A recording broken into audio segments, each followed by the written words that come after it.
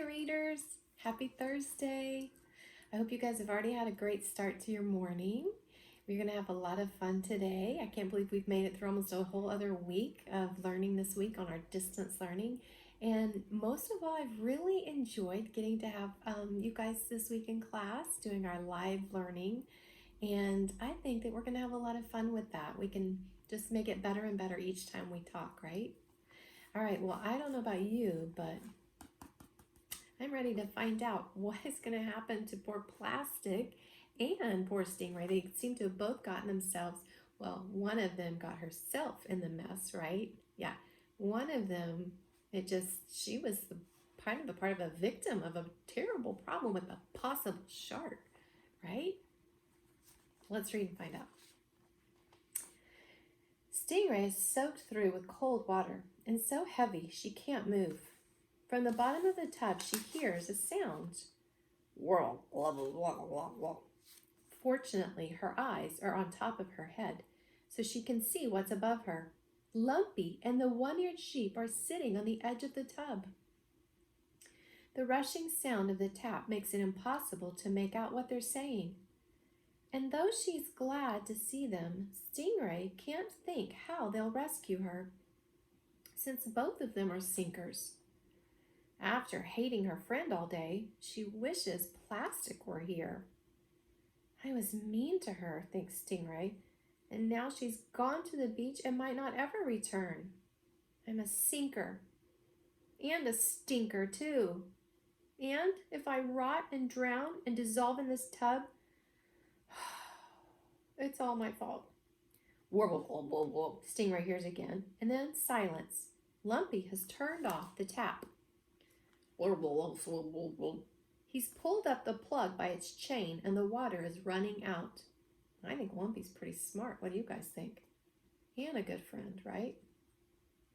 Stingray is humiliated. She almost wishes they hadn't found her. It's so embarrassing to be a soggy, plush, sinker fish. And yet, she's very glad they did. When the tub is empty, Lumpy and Sheep jump in and pull Stingray out. She's soaked through. They yank Tuk-Tuk down from the rod and wrap Stingray in the towel. Then Lumpy jumps up and down on both of them to squeeze out as much of the water as possible. Then he and Sheep hang Tuk-Tuk back up and help Stingray to a nice sunny spot by the window in the bedroom, where she can dry herself the rest of the way. Stingray can barely mutter thank you, but Lumpy and Sheep don't mind. The little girl's mommy has industrial strength tape and a bicycle pump. When the family gets home from the beach, she brings Plastic down to the basement, tapes her puncture shut, and pumps her full of air. Plastic is carried upstairs to the bedroom, good as new, except for the small patch of clear tape covering the hole. She can sense it whenever she rolls, a slightly lumpy feeling, but she hopes no one else will notice. It is excellent to have her bounce back. It'll be excellent to see Lumpy. It'll be excellent to see the sheep. It will even be excellent to see Stingray, in spite of the mean things she said about hoping Plastic went to the beach and never came back. As soon as the girl's mommy puts her on the bedroom rug and heads back downstairs, Plastic starts singing a song she made up in the car on the way home. I'm a small ball, small ball, small ball, not a snowball, snowball, snowball, not a meatball, meatball, meatball, not an eyeball, eyeball, eyeball. But she stops after a while because nobody's listening. Lumpy, Sheep, and the toy mice are all clustered around the rocking horse in the corner, discussing whether or not it would be safe to try to use a hairdryer on Stingray. Lumpy, cries Plastic, beach, beach, beach. How was it? Lumpy turns around. Yippee, cries Plastic. I floated and floated. Did you see fish?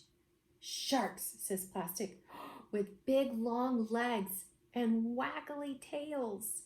They were running all over. Wow, Lumpy is impressed. Did the ocean go on forever? Forever and ever. Was it much bigger than the pond? A zillion times bigger. Then Plastic spots Stingray all damp on the windowsill. What happened? She asked. She's so soggy. Lumpy explains about the tub. Poor Stingray. Plastic remembers how it felt without her bounce, how she could hardly roll, and how she doesn't want anyone to know. She thinks about how Lumpy is not quite a real buffalo, and Stingray is not quite a real stingray, but how she is a real ball and can do all the stuff that balls can do. She feels lucky.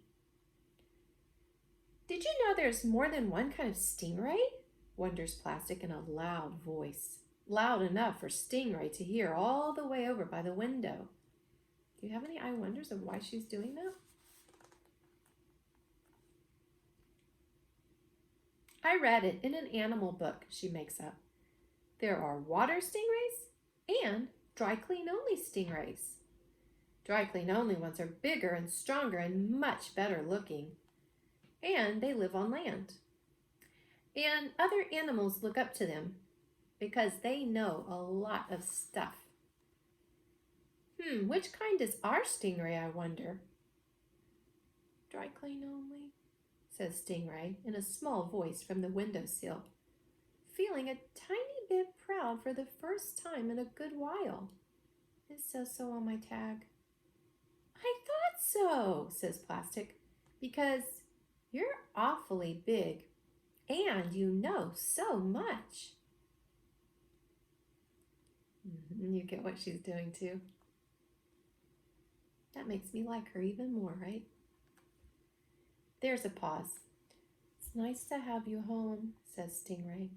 Really? Asks Plastic. Yes, says Stingray. It's very unbouncy around here without you. Chapter 5 is how Lumpy got on the big high bed and lost something rather good looking. What do you think that thing is that Lumpy loses? Have a prediction. Every night, Stingray goes up on the high bed to sleep. Lumpy, Plastic, the one-eared sheep, and the toy mice all stay on the floor. The bed is a nice place to be. It has a warm patchwork quilt and 4 fluffy pillows. On the table next to it stand a glass of water and a stack of books. Every night, Stingray gets to cuddle with the little girl. Stingray even goes under the covers. Lumpy has only been on the bed for short visits, and Plastic has never been up there at all. Why you? Every single night, asks Lumpy, when Stingray comes down one morning to play on the shaggy rug where he, Sheep, and Plastic are sitting around doing nothing. Why not me? You have to be clean to go on the bed, says Stingray. There can't be crumbs and peanut butter up there. Why not Plastic then? You have to be furry, says Stingray. Balls don't ever go. It used to be me before she came, says Sheep. I don't care, chirps Plastic, who's been spending much of her nights rolling down the stairs and then bouncing back up again 3 at a time. Do you want to come watch me on the steps, Lumpy? I roll down like a race car. Not really, says Lumpy. I've seen you roll before. It's totally different on the stairs, pleads Plastic. It doesn't seem fair, says Lumpy to Stingray, that you go up on the high bed every single night. What do you do up there? Private stuff, says Stingray. Why don't I get to do private stuff? Sorry, it's not like I have a choice. The little girl takes me. She wants me, I guess, because of how much she loves me. She loves me too, says Lumpy. Of course she does. Just not enough to go up on the high bed. Don't feel bad. Lumpy turns his tail to Stingray and pretends to be interested in a bit of orange fluff he sees on the rug. Lumpy? Lumpy nuzzles the bit of fluff and doesn't answer. Want to go look out the window? Lumpy mumbles quietly to the bit of fluff as if he doesn't hear. Or watch TV? He doesn't answer. We could play marbles. The fluff is taking all Lumpy's attention. It takes up all his attention for the entire day. He won't talk to Stingray at all. All right, guys, till tomorrow. Have a great day.